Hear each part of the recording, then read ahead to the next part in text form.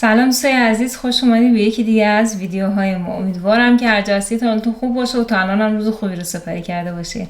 امروز صبح من مدارش رفتم بیرون خرید کردم. البته رفتیم شهر بغلیمون سامپولتن، فروشگاه افغان. اونجا یه سری مواد غذایی رو خرید کردیم، از جمله نون بربری، چون اونجا یه نونوایی تازه باز شده که خودشون هم اونجا تازه نون بربری یا یه سری نونای دیگر رو میپزن و حالا راحت مردم میتونن خرید بکنن.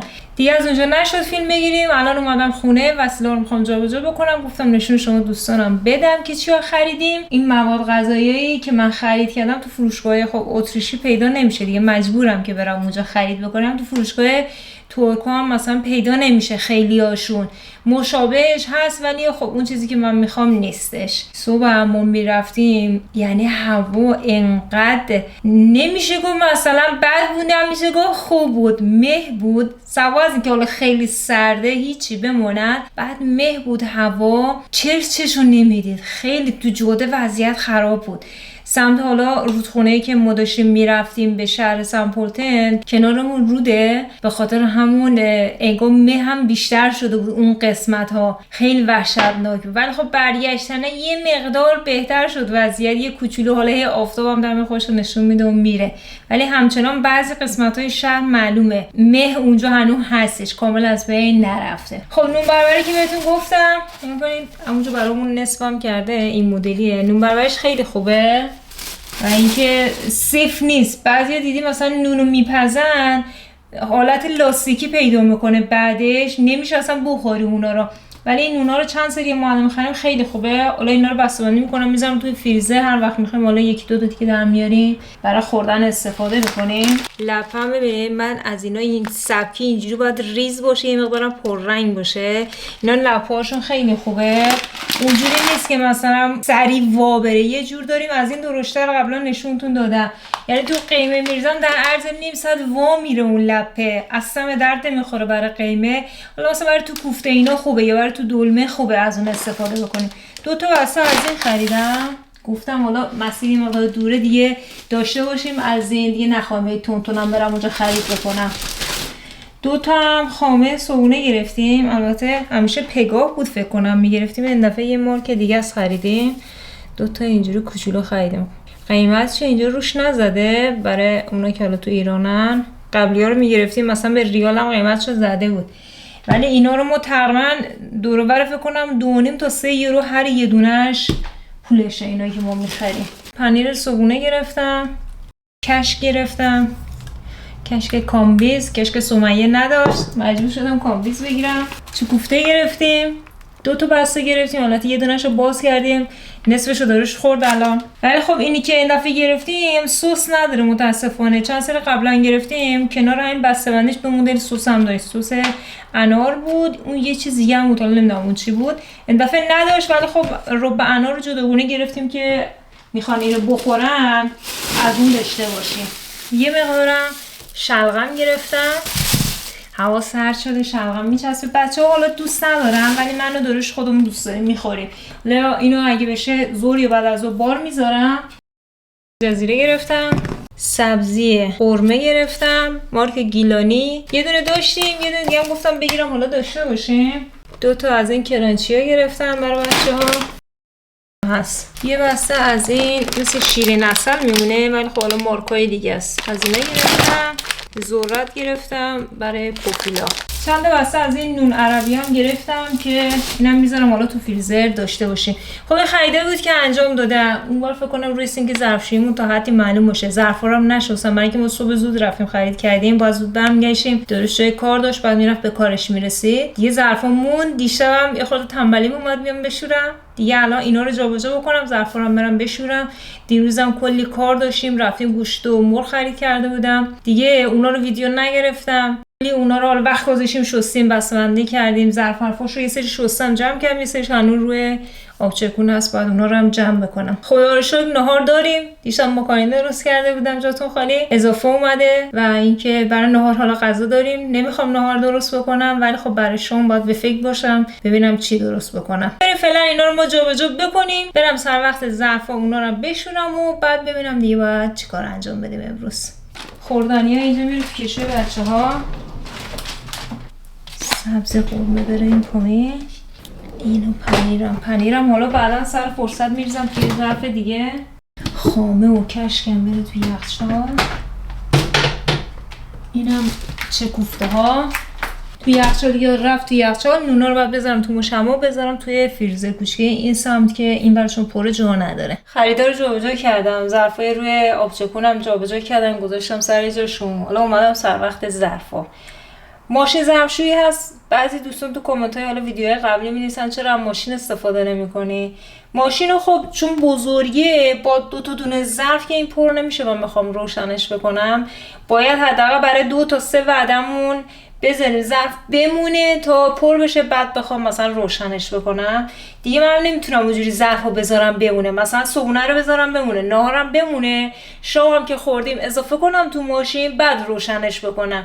اینجوری نمیتونم. من سعی میکنم دیگه همون وعده به وعده که غذا درست میکنیم ظرفا کثیف میشه همون موقع بشورم.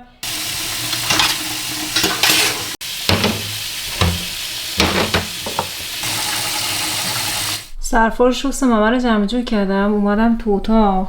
البته اینجا اتاق بچه هاست. ببینید پشت پنجره هوا که سرد میشه. ما این داستان هر سال داریم، اینجوری آب جمع میشه، باید هر روز صبح بیام اینا رو من وایسم خوش کنم، چون شوفاژامون هم هنوز از موتورخونه پایین روشن نشده که بخوام حالا مثلا شوفاژا روشن بذارم و اینکه اینجوری زیاد عرق نکنه. حالا فعلا تا یه تایمی باید اینجوری هی بیام هر روز خشکشون کنم. واسه اتاق خودمون رو صبح خشک کردم، اینجا رو الان اومدم خشک کردم. حالا پنجره رو تازه باز میذارم. در طول روز نیم ساعت 1 ساعت صبح میام خشک میکنم، پنجره رو باز میذارم که کامل اینا خشک بشه، چون اگه بمونه کپک میزنه و کپک زدن هم اینجا درد سره. حالا تا اینجایی که میتونم پایینا بیشتر آب جمع میشه، از بالا سر میخوره میاد پایین، اینجوری خشکشون میکنم، بیشتر آبو جمع میکنم. این پنجره‌مون چون توری داره الان قسمت بالا باز میذارم که کامل دیگه اینا اون رطوبتش گرفته بشه. هوای بیرون هم ببینید یکم آفتاب در اومده، مه از بین رفته. میبینید انقدر بارون اومده این چند وقت و رطوبت زیاد بوده. اینجا رو پشت بونمون این علفا دوباره سبز شدن.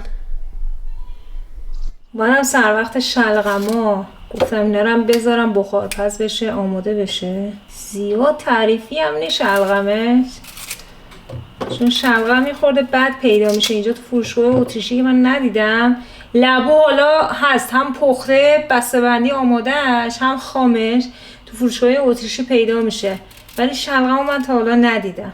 دیگه اینم از تو فروشگاه افغان امروز دیدم داره، گفتم بگیرم چون هوا سرده واقعا میچسبه. بعضی من دیدم شلغمو کامل پوست میگیرم میذارم میپزه، ولی من پوست نمیگیرم چون تقریبا میشه گفت تمیزه. حالا یکی دو جاش که یه ذره لک داشت اونا رو فقط گرفتم. وقتی پوست میگیری حالا من میخوام بذارم بخارپز شه، تو آبم نمیذارم، باز همون بخارپزم که میکنی بالاخره اون رطوبت وارد خود شلغم میشه و این پوسته که باشه کمتر اون رطوبت میره تو مزه آب میگیره به خودش. به نظر من خاطر همین دیگه پوست نمیکنم، میگم دیگه فقط لکه گیری میکنم، میذارم با حرارت کم میپزه. حالا بعد از ظهر میاریم به عنوان عصرونه، نمک میزنیم میخوریم. جای همه دوستان خالی، واقعا خوشمزه است.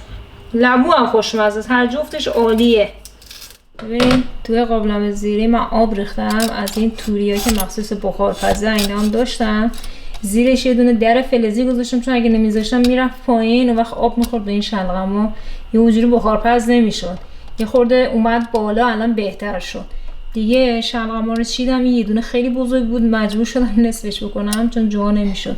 الان اینجوری قشنگ توی این توری است، در قابلمه رو اینجوری کیپ میکنم روش، کمش میکنم تا کم کم بپزه.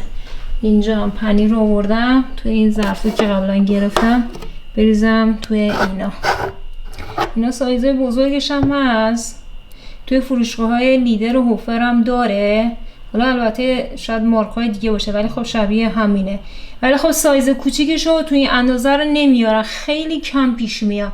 همیشه سایزای بزرگش یعنی 2 برابر اینه، 2 تا قوطی رو بذاری رو هم اونجوری تو فروشگاه میارن و اینکه حجم پنیرش خیلی زیاد میشه، ما پنیر زیاد نمیخوریم.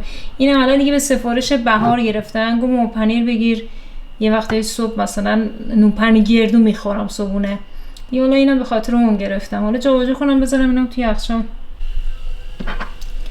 پنیر رو باز کردم، آب پنیر ریختم توی ظرف اول. بعد یه چیزی جالب نگاه کنه، قوطی نصفش خالیه، کامل پر پنیر نیست. بعد حالا اینجوری برش هم زدن. من نمیدونم دلیلش چیه که اینجوری میذارن، نصف فضاش خالیه. حالا به خاطر آبی که داخلش میریزن این توی آب شناور باشه قشنگ، یا نمیدونم چه کلکیه که این مدلی میزنن قوطی های پنیر رو.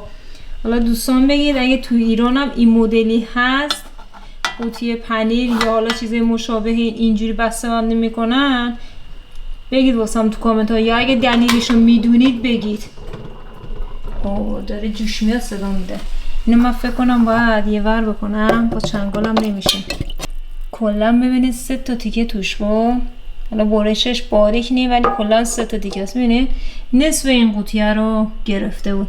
ولی خب پنیرش خوشمزه است، یه حالت خامه‌ای میمونه مثل پنیر تبریزی. نی من پنیر تبریزی دوست ندارم. بچه‌هام هم اینجور.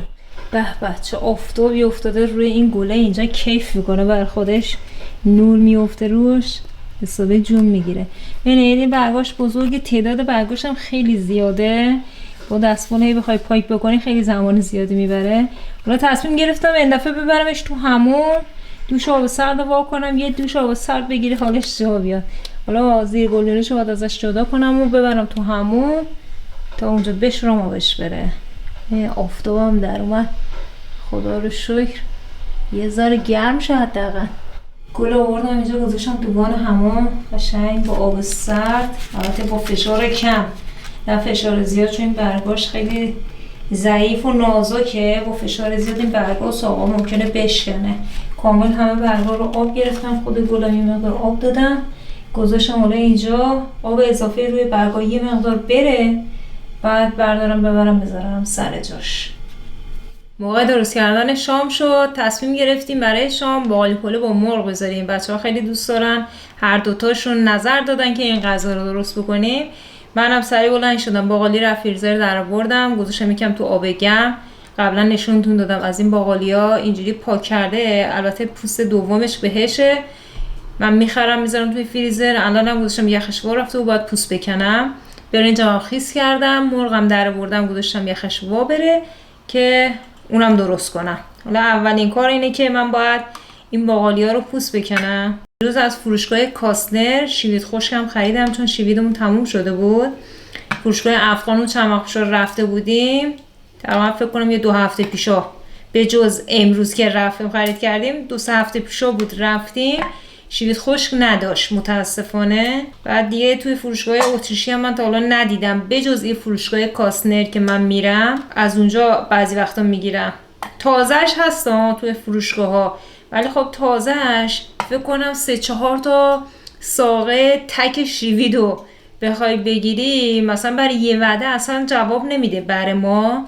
حداقل فکر کنم باید 4 تا از اون بسته ها رو بگیرم. 4 تاش فقط دوربر فکر کنم 10 یورو در میاد، اصلا نمیصرفه اونجوری بخوای بگیری. به خاطر همینم دیگه من اینجوری شیوید خشک میگیرم. یه قوطی بزرگ انقدری گرفتم، شیویدش خیلی سبز خوش رنگه، اصلا چوب نداره. حالا میارم نشونتون میدم. ریختم تو ظرف، قوطیشو فکر کنم انداختم رفته، حالا نمیدونم، باید برم انباری این بالا رو نگاه کنم. یه سری قوطی‌ها و حالا شیشه ها رو میریزیم تو اون سبدی که بعداً باید ببریم پایین بندازیم تو آشغالی. فکر کنم هنوز خالی نکردیم اونو چون پر نشده. حالا اگه بشه میرم قوطیشو میارم نشونتون میدم. دوستانی که حالا فروشگاه کاسنر نزدیکشون هست میتونن از این شیوید خشکو بخرن.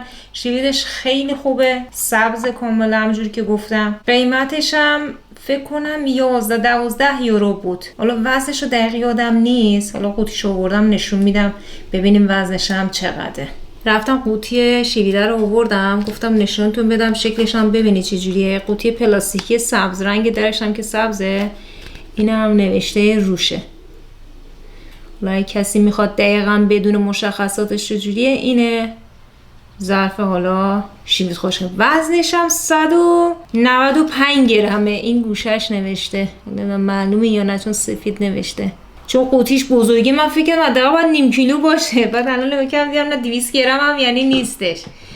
ببینید اینجا من ریختم تو این شیشه، حالا بیرون نریزه. آوردم اینور تو نور، ببینید حالا بازم هنوز این رنگ شیویت قشنگ تو دوربین معلوم نیست. سبز خیلی روشنه، مثلا تیره نی بگی رنگش خیلی تیره شده خشکش کردن. رنگش خیلی عالیه و همجوری هم که میبینید اصلا چوب نداره. باقالیا رو پاک کردم گذاشتم اونجا روی ظرفشویی. مرغامونم یخش وا رفته، هم رونه هم سینه. پیازم که گذاشتم اونجا باید رنده کنم. اول مرغامون رو توی روغن سرخ کنم، بعد پیاز رو رنده کنم بریزم داخلش. یه مقدار داخل روغنمون زردچوبه، یکمم زعفرون ریختم که مرغ میخوام سرخ بکنم.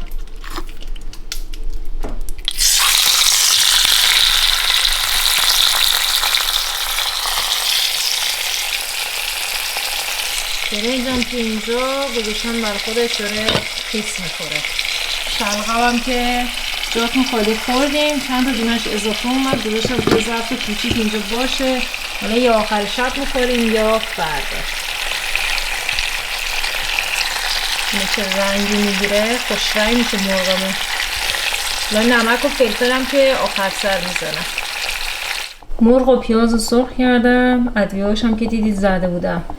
حالا یه مقدارم آب ریختم. آبش زیاد نیست، فکر نکنید الان یه حلب آبه. این یه لیوان و یه نصفه کمتری من ریختم چون قابلمه کوچیکه و حجم مرغا زیاده. آب اومده بالا، به خاطرم فکر می‌کنید زیاده. یعنی مرغا رو هم در این حد سرخشون کردم. 2 تا رونه، 3 تا تیکه سینه است. حالا این جوش بیاد. روبم نزدم دیگه، می‌بینید رنگش همینجوری خوبه. باقالی پلومونم دم کردم، تازه همین الان ریختم. ببین من باقالیمون چون این دیگه زیاد احتیاج به پخت نداریم، باقالی خیلی زودپزه تازه است. زمانی که برنجمون جوش اومد خواستم آبکش بکنم، قاطی برنج کردم که یه دست بشه باقالیمون، همه جای برنج باشه. شیویدم وقتی که میخواستم آبکش کردم برنج رو بریزم تو قابلمه، لایه لایه شیوید ریختم و یکم هم زدم که قشنگ همه جای برنجمون شیوید داشته باشه. زیرش رو کم کردم گذاشتم دم بکشه. مرغمونم که اینجا داره میپزه، فکر کنم یه 10 دقیقه دیگه زیرش رو خاموش بکنم. جای همه دوستان خالی. زعفرانم راستی دم کردم اونجا، یه مقدار آخر سر میریزم روی برنجمون، آخر سر روی مرغمونم میریزم. برنجمون دم کشید، برعکسش کردم اینجا توی سینه. عجب تعدیلی هم شد، جای همه دوستان خالی. ما بریم تا این گرمه غذا رو بزنیم و ببینیم طعمش چجوری شده.